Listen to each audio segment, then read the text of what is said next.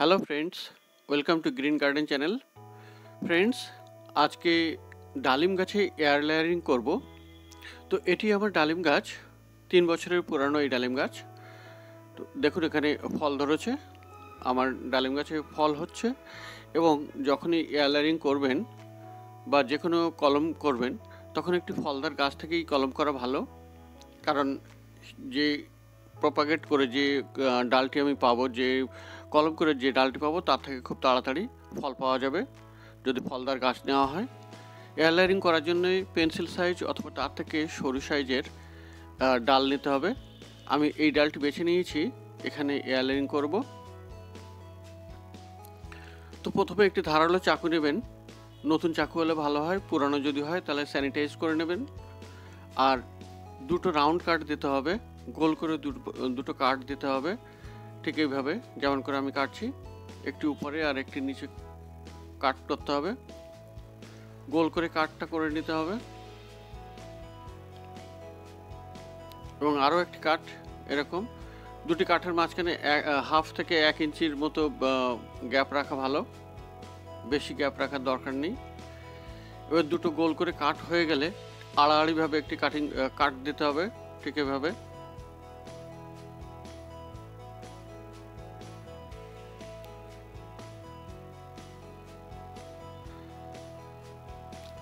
এবার এই উপরের ছালটা যেটা আছে, সেই ছালটা তুলে নিতে হবে।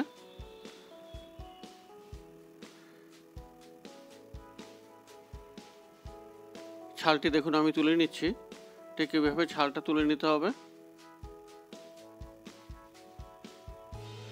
এবার উপরের ছালটি তোলা হয়ে গেলে নিচে যে হালকা সবুজ ভাব থাকবে, সেই ভাবটা ঘষে ঘষে তুলে দিতে হবে। উপরের ছাল তোলার পরে নিচে যে সবুজ ভাব থাকে, সেটি ক্যাম্বিয়াম লেয়ার, ওটিকে তুলে দিতে হবে ঘষে ঘষে। ওইটি ভালো করে তুলে দিলে খুব তাড়াতাড়ি শিকড় তৈরি হবে। যদি ওটা ভালো করে না তোলা হয় তাহলে শিকড় আসতে দেরি হয় বা কখনো নাও আসতে পারে। তাই এই ঘষা কাজটা খুবই দরকার। এভাবে সুন্দর করে ঘষে নিতে হবে।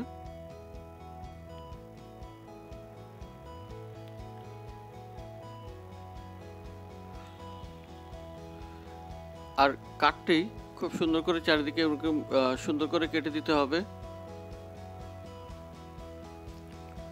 তো বন্ধুরা, আমার কাটিং হয়ে গেছে, আমার উপরে ছাল তোলা হয়ে গেছে এবং ক্যাম্বিয়াম লেয়ারও তোলা হয়ে গেছে। এবার একটি ছোট প্লাস্টিক কেটে নিয়েছি এবং তার উপরে কোকোপিট নিয়েছি। আর সেই কোকোপিট আমি জল দিয়ে ভিজিয়ে নিয়েছি, অর্থাৎ ময়েস্ট কোকোপিট আপনার দরকার। আমি এখানে শুধুমাত্র কোকোপিটই ব্যবহার করছি, অন্য কোনো মিডিয়া ব্যবহার করছি না। তবে আপনারা চাইলে কোকোপিটের সাথে হালকা বার্মি কম্পোস্ট বা গোবর সার, পচা গোবর সার এই ধরনের দিয়েও তৈরি কলম করা যাবে। এবারে আমি ওইটি চারিদিকে জড়িয়ে এর নিচের দিকটা ভালো করে টাইট করে বেঁধে দেবো। এই বাঁধাটা খুবই গুরুত্বপূর্ণ, যাতে সম্পূর্ণ এয়ার টাইটভাবে বাঁধা হয় সেটি লক্ষ্য রাখতে হবে। কারণ যে প্লাস্টিকের মধ্যে যে কোকোপিট দিয়েছি সেটিতে যেন ময়েস্ট ভাব থাকে। এই বাঁধাটা খুব ভালো করে করতে হবে।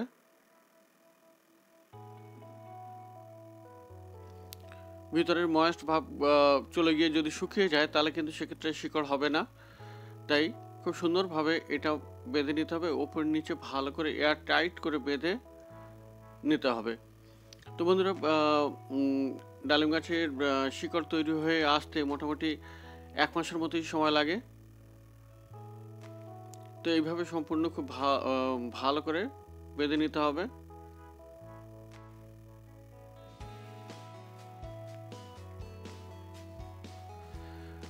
তো এখন এটা বাঁধাটাও সম্পূর্ণ হয়ে গেছে।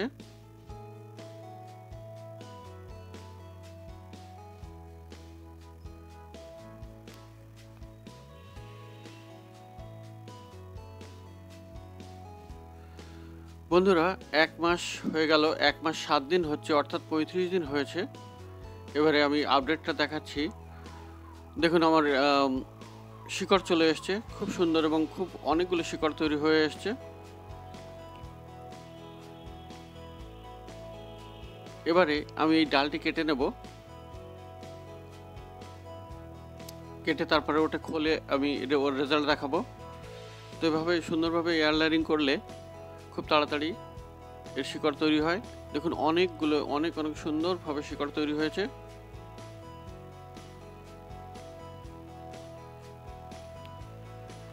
এখন এটিকে আপনি মাটিতে অথবা টবে আপনি লাগাতে পারেন, বসিয়ে দিতে পারেন এবং সুন্দরভাবে পরিচর্যা করলে খুব তাড়াতাড়ি ডালিম গাছ থেকে আপনি ডালিম পেয়ে যাবেন।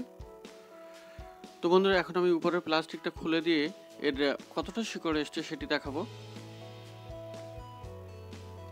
আমি কাছে দিয়ে দড়িটা কেটে নিচ্ছি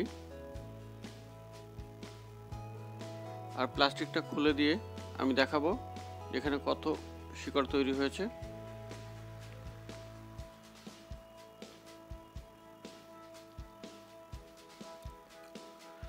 তো বন্ধুরা, আমি প্লাস্টিকটা খুলে দিচ্ছি।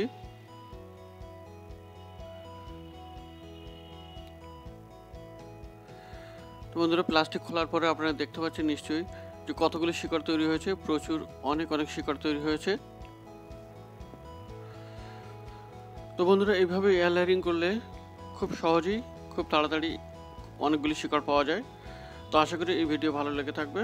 ধন্যবাদ।